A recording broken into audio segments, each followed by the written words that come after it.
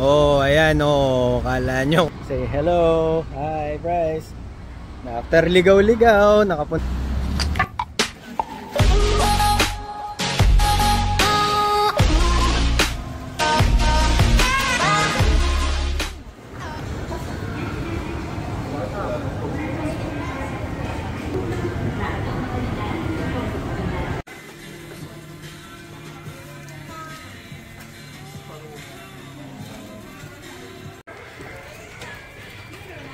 Let's go.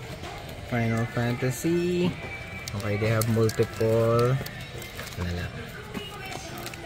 Yes, a good souvenir. Okay, so ito yung mga Super Sentai Isle. Hindi siya ganong ano. Actually, marami siya. As you can see, marami siya. Just like yung mga nakikita nyo sa mga nag-live. Ayan, marami. Ang problema, halos mga bagong mga ano sila. Mga bagong Super Sentai. So, syempre, kung naghahanap ka ng mga rare ones, wala gano dito eh. Ayan, and then, kailangan mong talagang mamili doon sa mga kukut-kukut na mga items. Mga Ranger Keys. See? Oh. Mga Kyutama.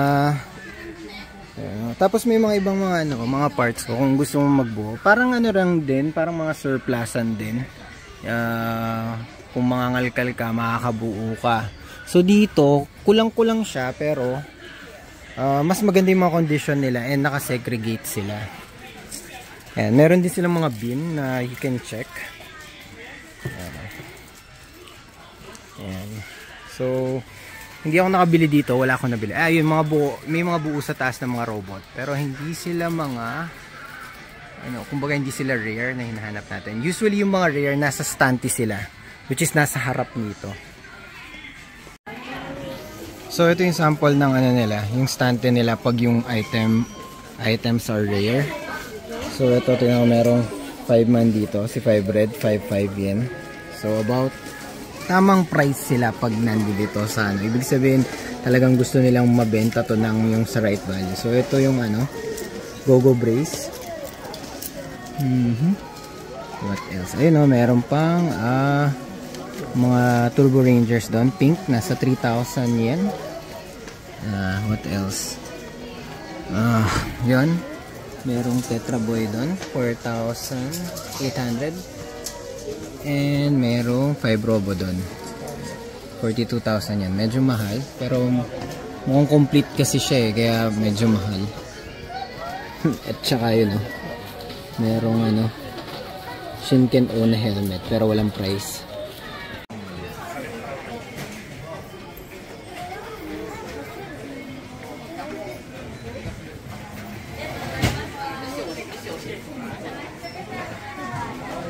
So actually, nagbe-video lang ako. Hindi ko alam kung ano tong mga to. So additional content lang din.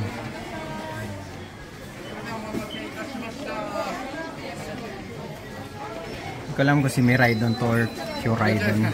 Ito yung Chanel 700 to. Ayan. 370. 420. 340. 370.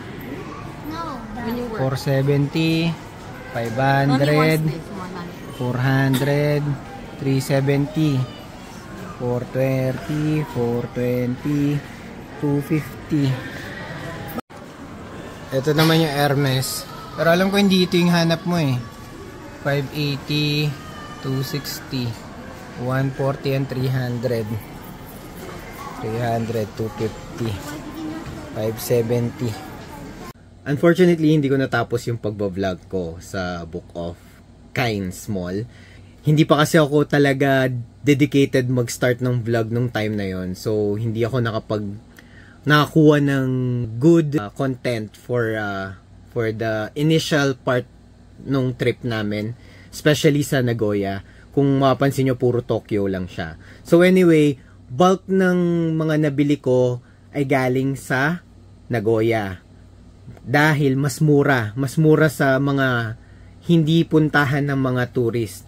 Actually, itong napuntahan naming mall na to, ano siya, feeling ko puntahan siya kasi ano siya meron siyang train station. So, nung naligaw kami kasi nag-bus kami.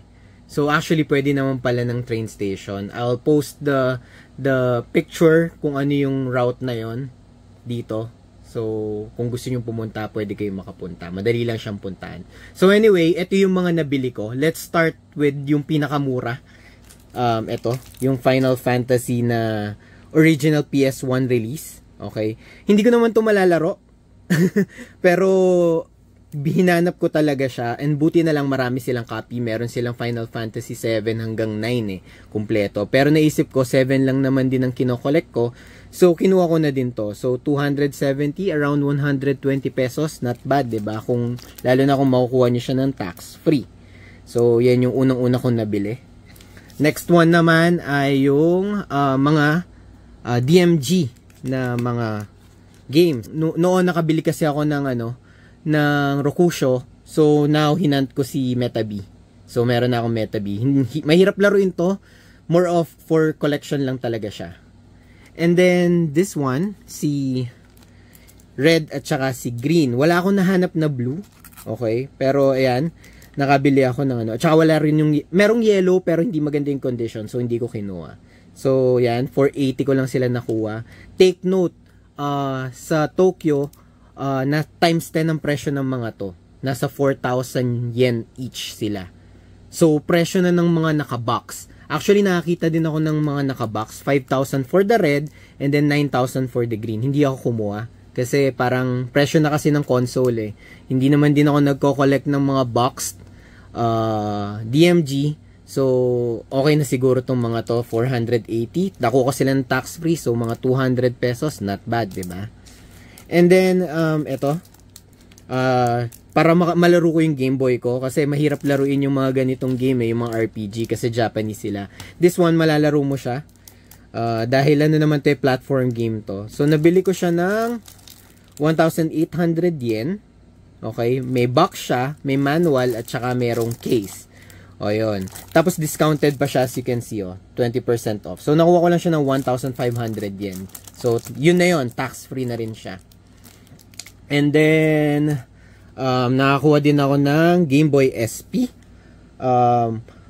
Medyo mahal ko siya nabili, pero mura siya compared dun sa mga, kung nakita nyo yung iba kong mga vlog, mas mahal siya sa Tokyo. Sa Tokyo, nagre-range siya ng 22,000 yen to 34,000 yen. This one is 10,000 yen. As you can see, makinis pa siya.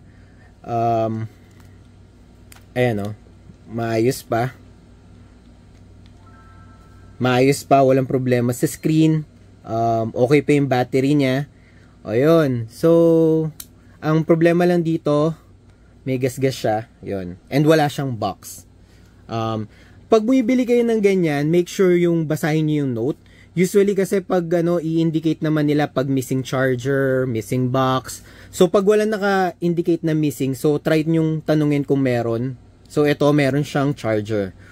Make sure lang na wag nyo ipa-plug to sa Pilipinas kasi 220 tayo, 110 ang Japan. Ayun, nakuha ko to ng 10,000 yen. So, tax-free. So, 4,000 pesos. Not bad. Sa Pilipinas, ganun din ang presyo. Pero kasi ang problema dito sa Pilipinas, ang mga nakikita kong SP, usually, kailangan ng palitan yung mga casing. Ayun. Or yung iba na refurbish na. So, ito, good condition, as in original parts, nasa around 4,000 pesos. And lastly, ang nabili ko, well, para sa anak ko to. Noon niya pa gustong magkaroon nito, nakita namin to sa isa sa mga display cab ng mga, kung napanood yung start ng video, yung mga display cab na kung nasan yung mga rare. So, ito si Alolan Executor. Ang mahal na nito, meron nga ako natanong 7,000 daw, pero hindi ako naniniwala sa price, medyo holy grail daw. So nung nakita ako nito, binili ko na, pero nabili ko siya 1,800 pesos. So medyo mahal, mas mahal siya ng 800 pesos sa SRP niya, pero binili ko na rin kasi gusto ng anak ko. So yon. So ito yung mga nabili ko sa Off Super Bazaar sa Nagoya. So, ang final thoughts ko lang dito, kung mamimili kayo ng mga ganito, mga retro gaming console, mga rare na mga toys, try to look sa mga remote area. Huwag yung mga puntahan ng mga tourist. Actually, ito, feeling ko, puntahan din siya. Pero at least, wala pang ganong tourist. So, kung magpa-plan kayong mag-trip sa Japan and gusto nyo mag-hunt ng mga rare na retro gaming, mga rare na or retro na vintage toys, I suggest lumayo kayo ng konti. Mga, like I've said, mga 45 to 1 or hanap kayo ng hobby off, ng book of Super Bazaar. Yon. For sure, makakita kayo ng ganito kamura. Pero yun nga, kung wala naman kayong time, limited lang yung time nyo, siguro kung talagang ganun kayo ka-desperate, pwede nyo na rin patusin yung mga ibang mga items sa main cities. Kaso lang, yun nga, gagastos kayo ng times 10 of the price. Tignan nyo to, 480. Sa Tokyo nito, 4,000, ano to yen. So, box na yun actually. So, I think that's it for the video. Till next time, bye-bye!